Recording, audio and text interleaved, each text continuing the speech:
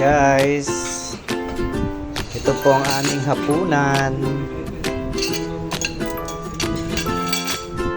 Pasta lang at salad.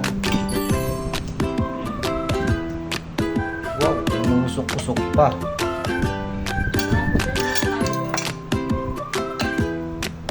Enough. Okay, thank you. Yeah, good. Thank you. Salad. So ito po ang aming hapunan. Diet lang.